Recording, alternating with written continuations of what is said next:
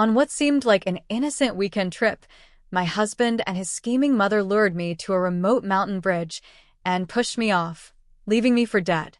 As they laughed and claimed, the $100 million is finally ours, they never expected me to survive. But I did.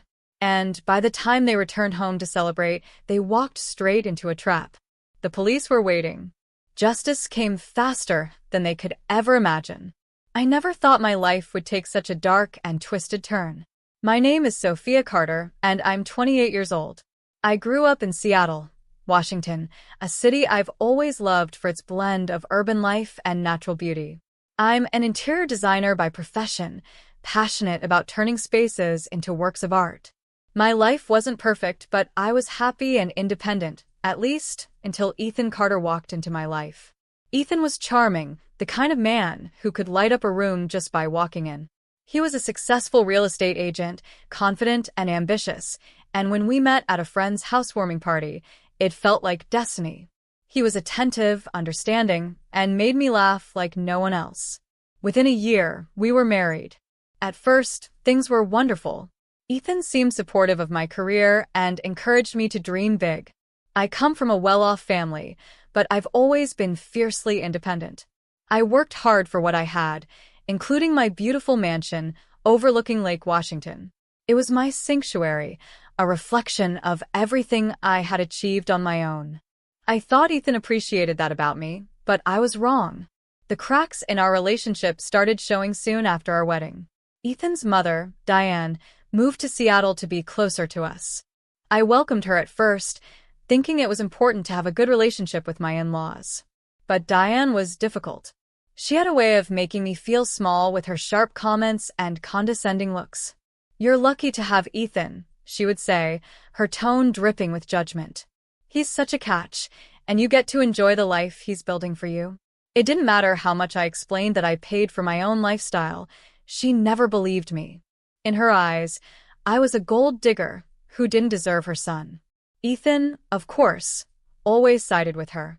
"That's just how Mom is," he would say when I complained. "She doesn't mean any harm." But it wasn't just Diane's words. She started interfering in our lives, showing up unannounced and rummaging through my belongings. Once, she borrowed a designer vase from my collection to use for her book club, only to return it chipped. She didn't apologize. Instead, she said, "You can afford another one, can't you?" The tension in our home grew worse. Ethan, who had once been my biggest supporter, started criticizing me too. It was subtle at first, small comments about my choices or my work hours. Then it escalated. He would complain about how much time I spent at my job and imply that I wasn't as committed to our marriage as I should be. I started to feel like a stranger in my own home. The love I thought Ethan and I had was replaced with something unrecognizable. But I held on, hoping things would get better. I tried to convince myself that it was just a rough patch. After all, every marriage has its challenges, right? Then one day, Ethan suggested we go on a trip to the Cascade Mountains. He said it would be good for us to reconnect, to spend some time away from the stress of our daily lives. Diane would come too, he added, because she could use a little getaway. I hesitated. A trip with Diane didn't sound relaxing, but Ethan was insistent. He said we'd visit a scenic spot with breathtaking views, a place perfect for stargazing, something he knew I loved. His enthusiasm felt genuine, and I wanted to believe that he still cared. So, against my better judgment, I agreed. The day of the trip started off strangely. Diane was unusually warm, complimenting my outfit and chatting about how much she'd been looking forward to spending time together. It felt off. Diane had never been this friendly, but I told myself I was overthinking. Maybe she was trying to make amends. We drove for hours, the city fading into rolling hills and dense forests. Ethan was in high spirits, pointing out landmarks and cracking jokes. Diane, too, seemed unusually cheerful. I started to relax, thinking maybe this trip would help us all turn a new page. When we reached the scenic spot, it was breathtaking. The bridge spanned a deep gorge, with a rushing river below. The view of the surrounding mountains under the setting sun was spectacular. For a moment, I forgot about all the tension and let myself enjoy the beauty around me. "Why don't you take a picture?" Diane suggested, her voice oddly sweet. This view is too good to miss. I nodded and walked toward the edge of the bridge, my camera in hand. I was so focused on capturing the moment that I didn't notice Ethan and Diane exchanging glances behind me. Then it happened. Suddenly, I felt a hard shove from behind. Time seemed to slow as I lost my balance and tumbled over the edge. I barely registered Diane's voice behind me, calm and cold. "Goodbye, Sophia," she said. The last thing I saw before hitting the ledge below was the smug satisfaction on her face. When I opened my eyes, I couldn't believe I was still alive. My body ached, and I could feel blood trickling down the side of my face, but I was breathing. I'd landed on a narrow ledge just below the bridge, one that probably saved my life. My head spun as I tried to piece together what had just happened. Ethan and Diane had pushed me. They had wanted me to die. The realization was like ice water coursing through my veins. My own husband and his mother, people I trusted, had tried to kill me. And for what? My home? My money? Anger and betrayal burned inside me, but there was no time to dwell on it. I was still in danger. I looked down. The river roared far below, the rocks gleaming in the fading sunlight. The drop was too far to survive. Above me, the bridge loomed, but it was out of reach. I had to find a way to climb or signal for help. My body screamed in protest as I inched along the ledge, looking for something, anything, that could save me. As the night closed in, I spotted a faint light moving through the trees below. My heart leapt. A hiker. Summoning all my strength, I screamed for help. The figure froze, then began moving toward me. Relief flooded through me as I saw a man appear beneath the ledge, shining his flashlight upward. "Are you hurt?" he called out, his voice laced with concern. "I need help," I shouted back. "I can't move." "Hold on. I'm calling for help," he replied. Minutes felt like hours as I clung to the ledge, waiting for rescue. Eventually, I heard the sound of voices and saw a rescue team arrive with ropes and harnesses. They pulled me to safety, and I collapsed onto the ground, trembling but alive. One of the paramedics looked at me with worry. "You're lucky to be alive." "What happened?" I hesitated. My mind was racing, trying to decide what to say. Ethan and Diane had left me for dead, and I had no proof, yet. I couldn't let them know I had survived. Not until I had a plan. So I lied. "I slipped," I said, my voice shaking. The view was so beautiful. I got too close to the edge. The paramedics nodded, but the hiker didn't look convinced. "It's a miracle you're okay," he said. "That's a dangerous spot." They transported me to a small clinic in a nearby town, where I was treated for cuts and bruises. My injuries weren't severe, but the emotional wounds were devastating. Lying on the hospital bed, I replayed everything in my mind: Ethan's insistence on the trip, Diane's sudden kindness, and the moment I felt their hands shove me over the edge. I knew I couldn't face this alone. There was only one person I trusted completely: my father, James. The next morning I called my dad. Hearing his voice was like a lifeline. "Dad, it's me," I said, trying to keep my voice steady. "Sophia? Are you okay?" "You sound off," he said, his tone immediately filled with concern. "I need your help.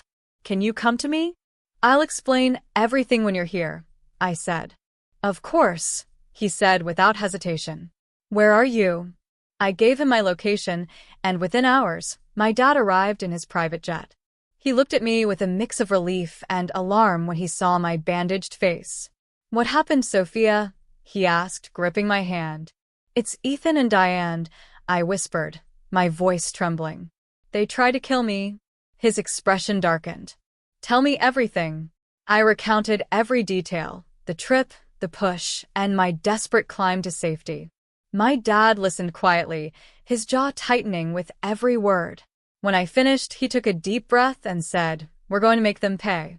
But we need to be smart about this." Over the next few days, my dad and I worked tirelessly to gather evidence. He hired private investigators to dig into Ethan and Diane's financial records. What they found was staggering. Ethan and Diane had been planning this for months.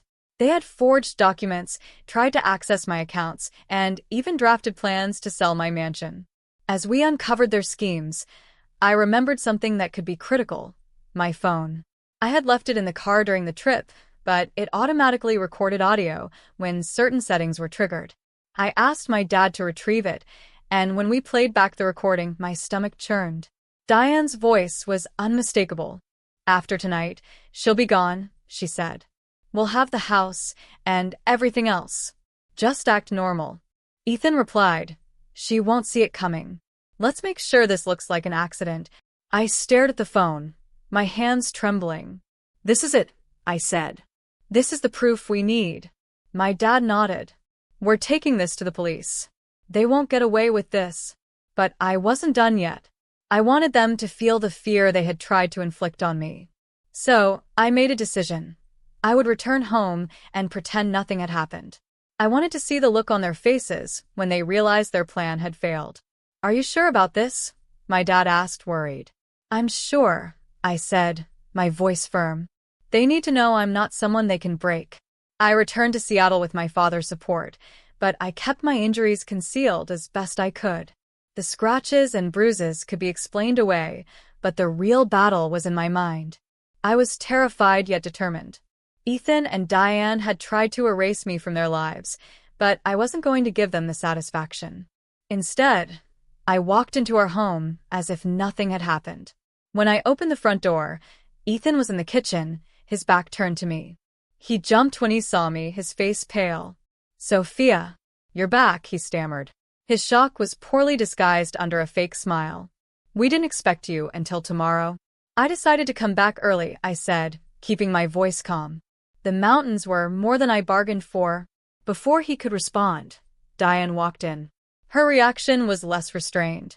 Her eyes widened, and for a split second, I saw panic flicker across her face. Then, she quickly masked it with her usual condescension. "Oh, you're home. How was the trip?" she asked, her voice unnaturally cheerful. "It was unforgettable," I replied, locking eyes with her. "Absolutely unforgettable." I watched as they exchanged nervous glances, but I said nothing more. Let them squirm, I thought. I wasn't ready to confront them yet. I needed them to feel safe, to think their secret was still buried. Over the next few days, I played the part of the unsuspecting wife. I acted as though nothing had changed, smiling through dinners and nodding along to Diane's passive-aggressive comments. Inside, I was boiling with rage, but I knew patience was key. My father and the investigators were working behind the scenes, uncovering more about Ethan and Diane's financial schemes. One evening, while Ethan was in his office, I casually brought up the trip. "You know," I said, swirling a glass of wine, "I almost had an accident on that bridge." Lost my footing for a moment. Ethan froze, his hand tightening around his glass. "Really? That's scary," he said, his voice strained. "Yes, it was," I said, watching his reaction carefully. "Good thing I managed to catch myself." Diane, who was sitting across from me, looked visibly uncomfortable. "Well, thank goodness you're okay," she said, trying to dismiss the topic. "Accidents can happen, you know." "Oh, I know," I said, smiling. "Sometimes people fall when they least expect it." The color drained from her face, and I took a long sip of my wine, savoring the moment. Meanwhile, my father and I prepared our case. The recordings from my phone were damning, but we needed more. The investigators uncovered forged signatures on property documents, evidence of Diane transferring money from Ethan's account to her own, and even emails detailing their plans to sell my mansion once I was gone. It was more than enough to take to the police. When everything was ready, I invited Ethan and Diane to dinner. I wanted them to feel the weight of their choices before the world came crashing down on them. They arrived at the dining table, oblivious to what was about to happen. Ethan poured wine, and Diane commented on the decor, as if they hadn't tried to kill me days earlier. I could barely stomach their presence, but I kept my composure. "I wanted to thank you both for everything," I said as we sat down. "For supporting me, for being there for me, even on that trip." Ethan glanced at Diane, his expression uneasy. "Of course," he said, forcing a smile. "We're family." "Yes," I said, leaning forward, my voice sharp. And family should never betray each other. Don't you think? The room went silent. Diane fidgeted in her seat, her eyes darting around the room. Ethan tried to laugh it off. What's this about, Sophia? Oh, nothing, I said, standing up. I just thought you'd like to know that I remember everything. The bridge. The shove. The things you said before you left me for dead. Their faces turned ghostly pale. Diane stammered, I don't know what you're talking about. Save it, I snapped, slamming my hands on the table. I know what you did, and I have proof. Ethan jumped to his feet, trying to deny it. Sophia, you're being ridiculous. Am I? I said, pulling out my phone. I played the recording of Diane's voice, her cold words echoing through the room. After tonight, she'll be gone. We'll have the house and everything else. The blood drained from Diane's face, and Ethan's jaw dropped. You recorded us? He said, his voice trembling. Yes, I said, glaring at them. And that's not all. The police know everything, your forged documents, your plans to steal from me. It's over. Ethan lunged toward me, but before he could get close, the front door burst open. 2 police officers stepped in, followed by my father. Diane screamed, and Ethan froze, his hands raised in surrender. You're under arrest for attempted murder, fraud, and conspiracy, one of the officers said, handcuffing Ethan. Diane tried to protest, but it was useless. They were both led out of the house in disgrace. That night, I stood in the quiet of my living room, staring out at Lake Washington. The storm was over, but I wasn't the same person anymore. My trust had been shattered, but I had survived. More importantly, I had fought back. The days after Ethan and Diane's arrest were surreal. The house that once felt like a prison was now quiet, almost peaceful. Yet the calm couldn't erase the weight of what I'd endured. I had trusted Ethan with my heart, only for him to betray me completely. Diane, who I'd hoped to bond with, had treated me as an enemy from the start. The betrayal ran deep, but so did my resolve to rebuild my life. Ethan and Diane's downfall became the talk of Seattle. The media dubbed it the greedy betrayal, and their faces dominated the news. Reports detailed their forged documents, stolen funds, and murderous plot against me. The evidence, audio recordings, and financial records was undeniable. Ethan's real estate clients abandoned him, and Diane's social circle vanished overnight. Their reputations were ruined. The trial was grueling, but I refused to back down. I took the stand, recounting the mountain trip, the shove off the bridge, and my fight for survival. Every word reopened old wounds, but it was necessary. The court and the world needed to hear the truth. Ethan sat silently, his confidence replaced by a hollow shell. Diane tried to play the victim, insisting I'd misunderstood their actions, but the evidence spoke louder than her lies. The jury quickly found them guilty of attempted murder, fraud, and conspiracy. Ethan was sentenced to 25 years, Diane to 20. Justice was served. After the trial, I couldn't stay in the mansion. It held too many painful memories. I sold it and moved to San Francisco to be near my father. His presence was a comfort I hadn't realized I needed. He'd been my anchor through everything, and now it was time to start over. One evening, as we sat on his patio overlooking the Golden Gate Bridge, he said, "Sophia, you're stronger than I ever imagined. You've survived what most wouldn't." "I had to," I replied. "But I don't want survival to be my whole story. I want to create something meaningful from this." That conversation sparked the idea for Haven Home, a refuge for women trapped in toxic relationships or betrayed by those they trusted. It would be a sanctuary where they could find safety, healing, and support to rebuild their lives. Launching Haven Home wasn't easy, but with my father's resources and my determination, we made it happen. The first location was small but welcoming, offering counseling, legal aid, and workshops to help women regain independence. I became a certified counselor, using my experiences to guide others through their pain. The work was challenging but rewarding. Each woman who walked through our doors, broken yet hopeful, was a reflection of myself. Every success story, a woman regaining her strength, was a piece of my soul reclaimed. One day, Amanda arrived at Haven Home, her black eye and trembling voice breaking my heart. "I don't know where else to go," she said. "My husband controls everything. I'm suffocating." "You're safe here," I assured her. "We'll help you." Helping Amanda regain her footing reminded me why I'd started this journey. She left weeks later, smiling, ready to embrace her new life. As for Ethan and Diane, their lives spiraled downward in prison. Ethan, ostracized by inmates for his crimes, lost everything. Diane's attempts to manipulate others failed, leaving her isolated. They wrote me letters begging for forgiveness, but I never replied. Forgiveness was a gift they hadn't earned. Over time, I began to heal. The scars of betrayal remained, but no longer defined me. Haven Home grew into a national network of shelters, each a beacon of hope. Looking back, I marvel at how I survived the fall, both literal and figurative. Perhaps it was luck or a reminder that even in the darkest moments, we can find inner strength.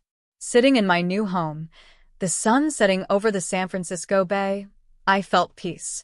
I wasn't a victim anymore. I was a survivor, a fighter, and an advocate. Ethan and Diane's story became a cautionary tale, but mine became one of resilience and hope. Justice had prevailed, and I had reclaimed my life. No matter how dark the night, the dawn always comes.